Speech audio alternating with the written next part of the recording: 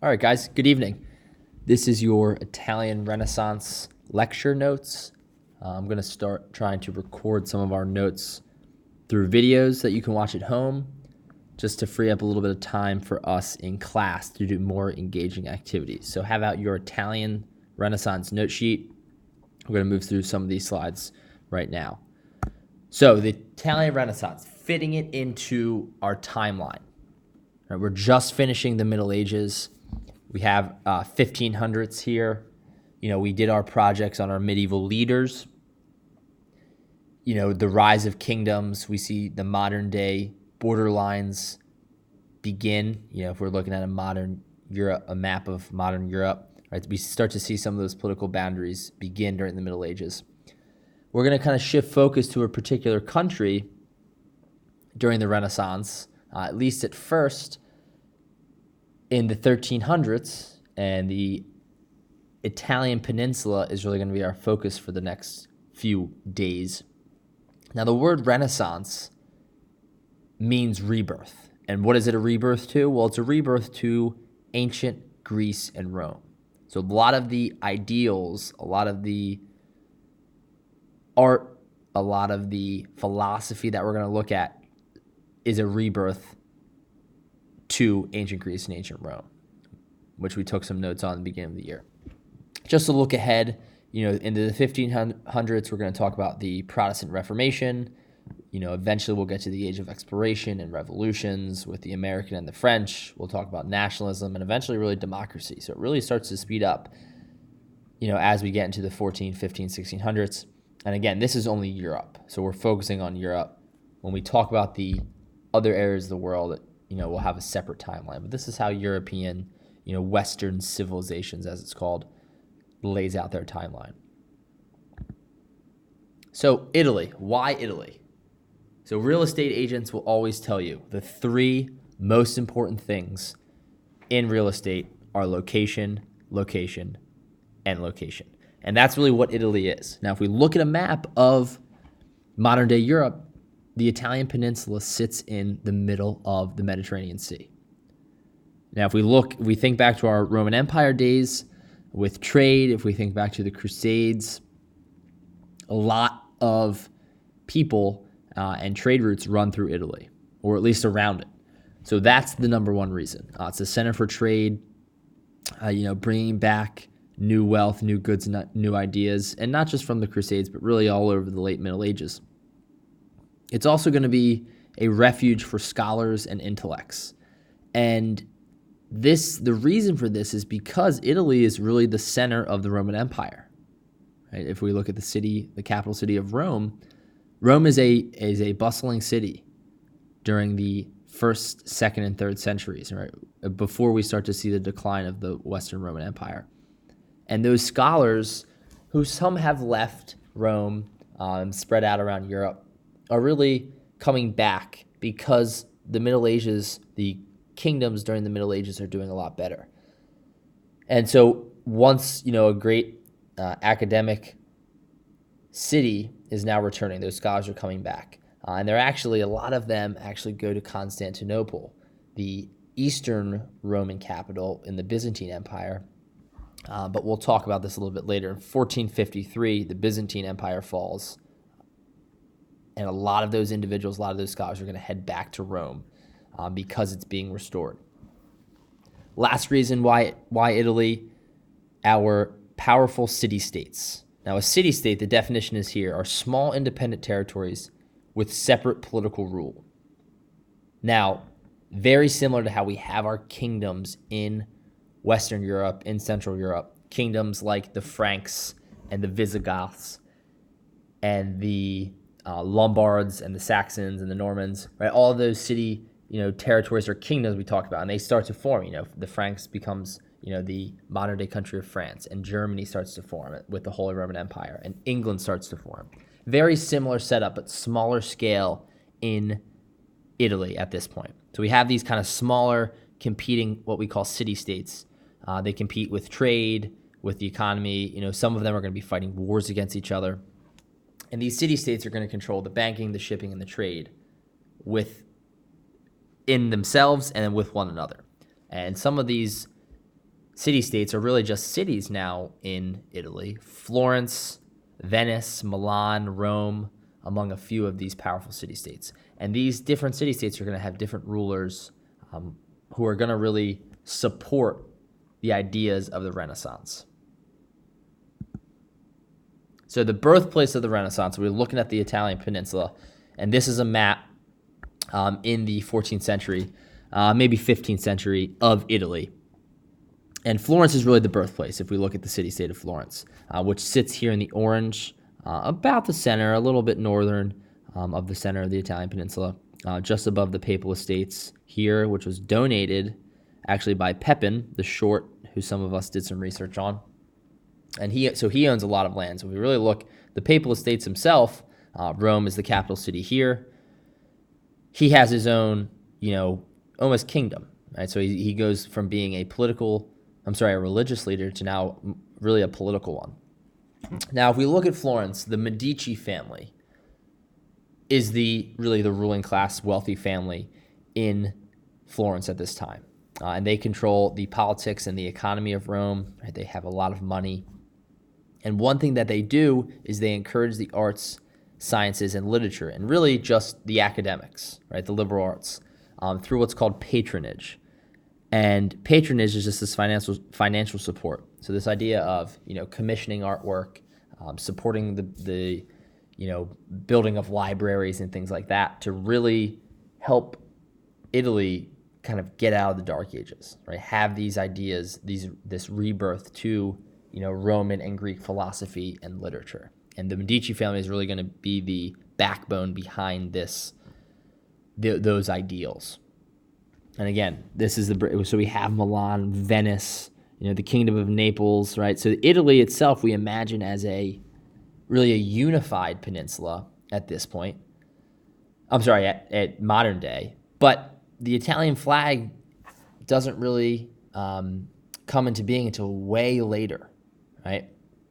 So again, all of these are just smaller city-states competing with each other, and not just competing, but allying with each other as well. So these Renaissance ideals, there are a lot of them. We're going to talk about a lot of them in class, but I just want to detail a few of them now. So these Italian scholars, this is renewal of these classical works of Greek and Roman manuscripts, right? The academics and education in Greece and Rome, and they're going to lead to this rebirth or establishment or reestablishment, really, of Renaissance ideals. Humanism, secularism, and individualism are kind of the three major ones. Now, there are more, which we will talk about in class. Humanism is the cultural and intellectual movement centered around literature and ideas of ancient Rome and Greece, which focuses on the worth of the individual person. And if we look at the root word of humanism, what is it? Well, it's human, right? And they're concerned with the well-being of humans. Next, we have secularism, which secular really means non-religious, right? So we have, during the Middle Ages, a heavy reliance on religion.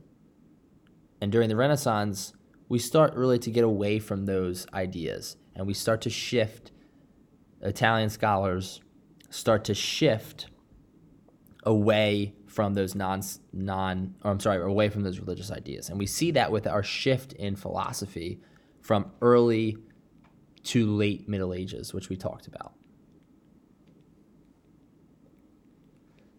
Our final ideal, Renaissance ideal, is individualism. Right? And I know most of you know what that is. It's focused on the individual. Right? Less about the whole, more about the parts, more about the individual pieces. Right? So this is emphasis on the worth of individual people, very related to humanism. So again, those are three of the ideas or ideals of the Renaissance that most people get from, or they obtain them from ancient Greece and ancient Rome. Our final thought here, Francesco Petrarch is our father of humanism, and he is an individual, an academic scholar who discovers Cicero's works. Now, we didn't talk a lot about Cicero. We talked more about Plato and Aristotle with our Greek philosophy, but Cicero is another great, really philosopher and orator great speaker and writer. And Francesco uses these works to start to develop his own poetry. Renaissance art. So when we think of the Renaissance, the first thing we really should think of is Renaissance art, Italian Renaissance art. So the Medici family, as I mentioned before, through this patronage, through this financial support, are going to support artists like Michelangelo, like Leonardo da Vinci. And that's really going to help them, really jump out of the Middle Ages, right, through this revival of artwork. We have paintings, we have drawings, we have sculptures, new architectures all over Italy, right? If you go to Italy today, even if you go all over Europe, you will see a lot of these artworks that were produced during the Renaissance. And we start to see these characteristics of Renaissance ideals: humanism, realism, we'll talk about, individualism, secularism, and we see this really great detail in color, in perspective, in shadow, anatomical correctness, which is, getting the anatomy of humans correct in their artwork, and we'll take a look at some of those later. So Renaissance versus medieval art. We didn't look a lot at medieval art, a few images here and there, so I'm shifting back to it. Medieval art is highly religious. It's very flat or 2D or two-dimensional. No linear perspective, not a lot of sculptures. It's very dark and a lot of gold coloring, and the figures are not really lifelike. Now, medieval art is beautiful, but it's very different from Renaissance art. Renaissance art, on the other hand, is focuses on a variety of topics. Religion being one of them, of course, but definitely more topics. It's more three-dimensional. They have this use of perspective, which we'll talk about. More sculptures, more color, and really more lifelike humans. 2 images. Now, if I were to ask you which image is medieval art, which image is Italian art? Now, the left would be, of course, medieval art. How do we know that? Our gold colors, our dark figures. We have more of a two-dimensional. Yes, you can tell that the child is in front, has a perspective, but it's much more flat. If we look at the other side, it's more three-dimensional. We can tell that this castle is much farther back than these 2 individuals in the foreground. There's a lot more use of color, more use of shading. And now, both of them obviously are beautiful artwork, but most people, I think, would say that they prefer the Italian Renaissance or the Renaissance artwork. And these are kind of, again, medieval art here on the left and Renaissance art here on the right. This is an image taken from the Hagia Sophia in Istanbul, which we'll talk about in class. This is an example of medieval art, right? Again, very religious, just built during Justinian's reign, which some of you researched for our Middle Ages project. We'll actually talk about this very specifically, but gold color, highly religious, use of more two-dimensional objects, right? And really, really a pretty mosaic, right? These are actually really tiny pieces all put together, but we will talk about this. But again, another example of medieval art. Leonardo da Vinci, the Renaissance man, born in 1452, dies in 1519, right? Really right at the bulk or the center of the Italian Renaissance. And he really is who, when we think of the Renaissance, this is who we think of. We think of Leonardo da Vinci. He's a painter, a sculptor, a writer. He's an inventor. Some of his most famous works include the Mona Lisa and the Last Supper, right? Constructed or created, drawn, painted around the same time, at the turn of the 15th century into the 16th century, but really the leading figure during the Italian Renaissance. This is, and we'll talk about this in class a little bit more, this is pictures and images out of Leonardo's notebook. He's very curious about the world. Now, I don't think I have scientists, well, I have inventor here, but he's a scientist as well. He's so curious about how the world works, right? From our famous image here of the man, which we will talk about more, Concerned, or he's questioning the anatomy of the human body, right? Here's a uterus here with a child. He develops actually what's called or at the time, a helicopter.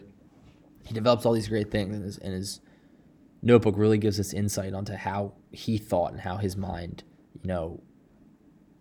thought about the world. And we'll dive a little bit more into detail about this. Obviously, the Mona Lisa, and I have actually never been here. I've had friends that have gone, but you can see you can't get that close, and it's not a huge image, but it's the most famous, and we'll talk about it in class, one of the most famous images, not just of the Italian Renaissance, but really of art, the history of art in general. And thousands of people go to see the Mona Lisa, which, does anyone know where it is? Any guesses? It's in the Louvre in Paris, France. Next Italian artist is Michelangelo. And Michelangelo was born around the time of Leonardo da Vinci, and they were actually acquaintances, well, for the most part, which we'll talk about. Painter and a sculptor. Again, his most famous works include the creation of Adam, which was painted on the ceiling of the Sistine Chapel. And he also is the creator of the statue of David, which is very famous as well, and Pieta, which is another sculpture we'll talk about. But again, another famous Italian Renaissance artist. Rounding out the Ninja Turtles, Raphael and Donatello. Again, born around the same time. Donatello is a little bit earlier, actually never lived during the life of the other individuals, but again, another Italian Renaissance artist. He has a statue of David. Penitent Magdalene is another one of his artwork pieces. School of Athens and Madonna and Child are famous works from Raphael. We're going to look at all of these in depth in class. So perspective. Perspective is a technique. How do you represent an object on a piece of paper? How do you give it depth? How do you make it look real? How do you give it space? And that's what perspective is. It's this technique that represents three-dimensional objects on a two-dimensional surface. So if we look at this house, obviously if we imagine it, or if you imagine the piece of paper you're writing on, it's flat, right? There is no depth to it. But if we look at this house, right, we can tell, at least to the human eye, that it looks 3D.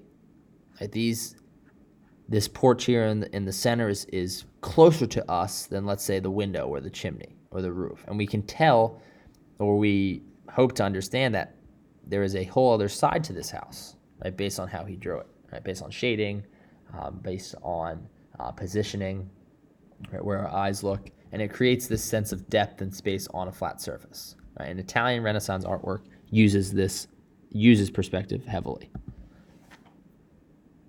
There are three types of perspective: linear, color, and planar.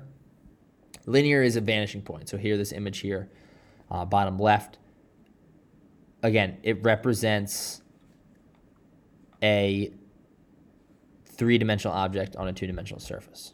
So our eyes focus on here. We can tell that all the lines, right, are at this vanishing point. It's farther away, but really in reality, it's all on the same surface here. Color changes as space regresses. So these darker blue images here are a little bit closer than the lighter blue ones, and you can use that really with any color. It deals with shading. And then planar displays foreground, midground, and background. Right? So objects in the foreground are here, these signs here. Midground, back in here, maybe these buildings here. And then in the background, way back here, these smaller houses. Maybe this house is more foreground or background. And then even these telephone lines, right, and the scenic views. So we can tell that these objects here are closer to us than the objects back over here. Right? And that's by use of planar perspective. All right, I am going to end here. So types of perspective should be the last slide that you are filling out in your notes. Thanks, guys.